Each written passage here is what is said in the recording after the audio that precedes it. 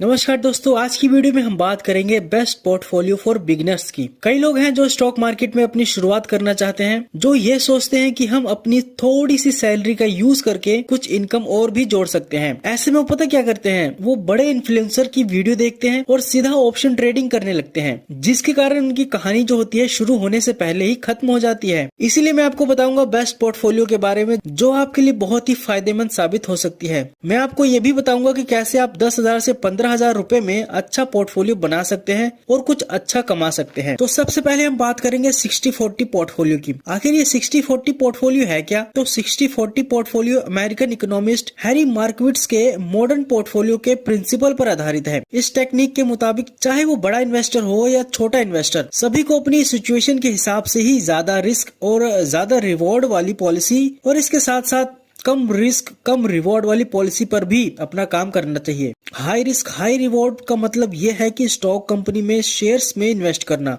और low risk लो reward का मतलब ये है कि आप म्यूचुअल फंड में इन्वेस्ट कर सकते हैं, गवर्नमेंट्स बॉन्ड्स में इन्वेस्ट कर सकते हैं, स्टेट बॉन्ड्स में इन्वेस्ट कर सकते हैं। अब हम जानते हैं कि 10,000 से 15,000 और इससे कम में भी आप प्रॉफिट कैसे कमा सकते हैं। अगर आपके पास 10,000 से कम है तो आप 100 रुपए के नीचे वाले शेयर्स को बाय कर सकते हैं। इसमें कुछ पेनी स्टॉक्स भी आते हैं। ये कुछ उन स्टॉक्स की लिस्ट है जिसमें आप इन्वेस्ट करके प्रॉफिट कमा सकते हैं, और इस लिस्ट में सबसे ज्यादा बाय और सेल करने वाली स्टॉक्स हैं NCL research, Surana telecom, GTL infrastructure, Suzlon energy और आईआरबी इंफ्रा। 10,000 में से आप 5,000 के स्टॉक्स ले सकते हैं और बाकी के 5,000 आप किसी भी म्यूचुअल फंड में वन टाइम इन्वेस्ट कर सकते हैं। और अगर आपका बजट 15,000 से ज्यादा है तो आप 5,000 के म्यूचुअल फंड में इन्वेस्ट कर सकते हैं और बाकी के 10,000 शेयर्स में इन्वेस्ट कर सकते हैं। 100 से ऊपर वाले शेयर्स में आप 10 से ज्यादा शेयर्स ले सकते हैं। 1,000 के शेयर्स आप ले सकते हैं। जितनी ज्यादा वैरायटी होगी स्टॉक्स में, उतना ही आपको कम नुकसान होगा, प्रॉफिट भी होगा, ऐसी बात नहीं है। मान लो आपने 10 शेयर्स खरीदे हैं अलग अलग तरह के,